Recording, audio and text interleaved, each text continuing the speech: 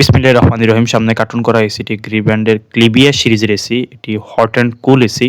Model হলো GSH18 XCLB। Refrigerant R32 ব্যবহার করা হয়েছে। ফটাফট এসিটি আনবক্সিং করে নিব। আনবক্সিং করার পর এসির ইনডোর ইউনিটের যে লুক দেখতে পাচ্ছেন সম্পূর্ণ black colour.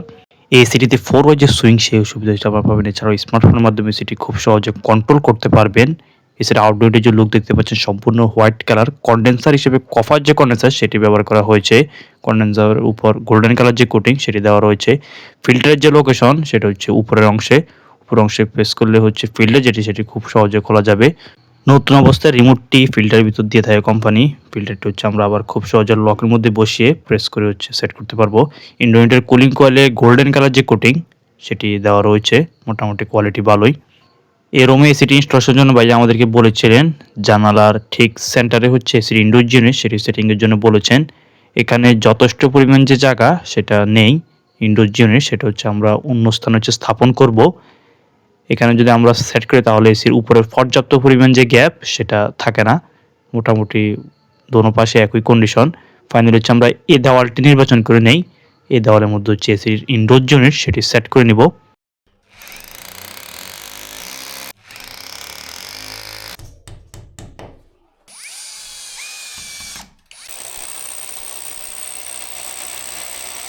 Finally base plate যেটি সেটি আমরা লাগিয়ে নেই। ইনভার্টার পাইপ কানেকশনের জন্য হোল যেটি সেটি আমরা মেজারমেন্ট করে করতে যাই। হোল করার সময় দেখতে পাই এখানে লিঙ্কটার পড়েছিল।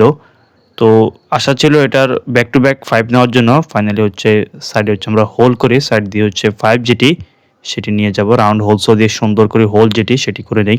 হোল যদি উপরে অংশ করি তাহলে এসির উপরে যথেষ্ট পরিমাণ খালি যে জায়গা সেটি থাকে না। আর হোল যদি আরও নিচে করি তাহলে ইনডোর ইউনিট হচ্ছে মোটামুটি অনেক নিচে চলে আসবে। তাই ফাইনালি হচ্ছে সাইড দিয়ে হোল যেটি সেটি আমরা করে সার্ভিস যে পাইপ সেটা বের করে নেই। ফাইনালি ইনডোর ইউনিট সেটি বেস প্লেটের মধ্যে সেট করে নিচ্ছি।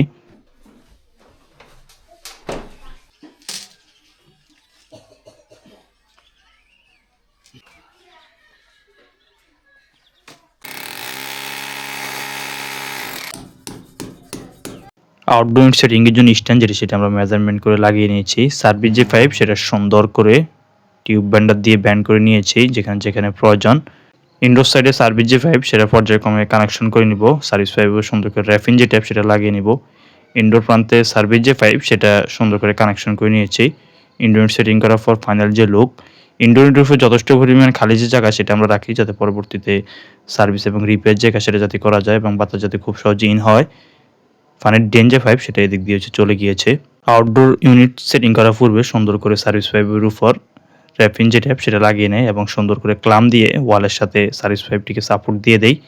সার্ভিস পাইপের উপর র্যাপিং ট্যাপ ইউজ করলে পাইপের যে লুক এটা সুন্দর দেখায় এবং ইনসুলেশন সুরক্ষিত থাকে।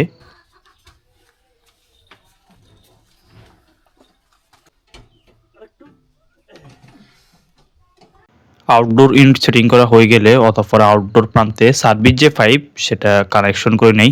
কমিউনিকেশন যে কেবল সেটাও কানেকশন করে নেই।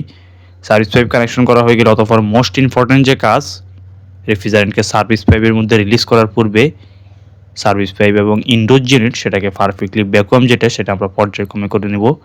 ভ্যাকুয়ামের কাজ সমাপ্ত হয়ে গেলে অতঃপর জয়েন্টে কোনো লিক রয়েছে কিনা সেটা টেস্ট করে নেব।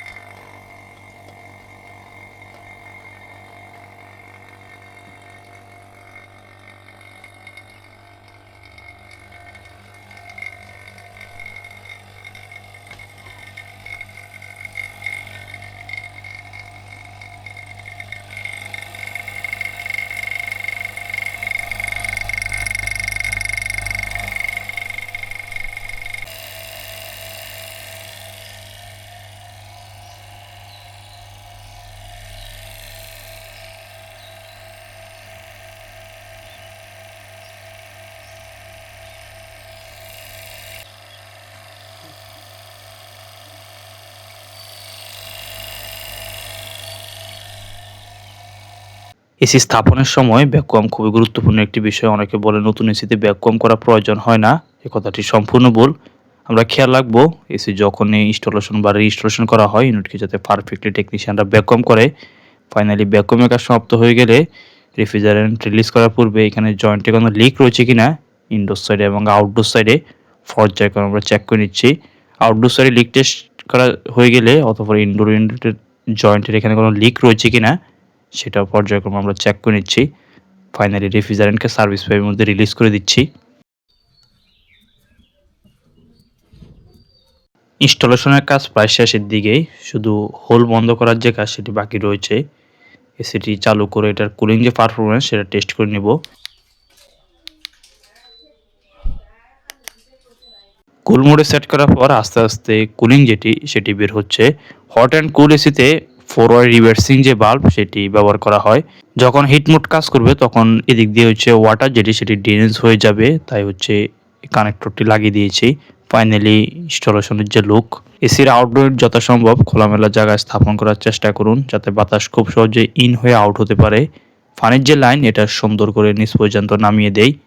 ইনডোর আউটডোর পাইপ কানেকশন যে হোল করা হয়েছিল হোলটা সুন্দর করে বন্ধ করে দেই, আর সম্পূর্ণ সার্ভিস পাইপের উপর সুন্দর করে র্যাপিং যে ট্যাপ সেটা লাগিয়ে দেই। সাইডের যে কাভার সেগুলো ফাইনালি সুন্দর করে লাগিয়ে দেই। মোটামুটি দীর্ঘ সময় পর্যন্ত কুলিং যে পারফরমেন্স সেটা টেস্ট করি, অতঃপর হিটিং যে পারফরমেন্স সেটা টেস্ট করি। জবরদস্ত যে হিটিং সেটা আস্তে আস্তে ইনডোর জিনিস সেটা থেকে বের হচ্ছে। ইনডোর প্রান্তে সার্ভিস পাইপের উপর সুন্দর করে র্যাপিং যে ট্যাপ সেটা লাগিয়ে দেয়, আর হোল এটি সুন্দর করে বন্ধ করে দেয়। আজকের ভিডিওতে আমরা ইনস্টলেশন করেছিলাম গ্রি ব্র্যান্ডের 1.5 টনের হট অ্যান্ড কুল এসি। ভিডিওটি শেষ পর্যন্ত দেখার জন্য বহুত বহুত শুক্রিয়া। দেখা হবে নতুন কোনো ভিডিওতে। ভালো থাকবেন। আল্লাহ হাফেজ।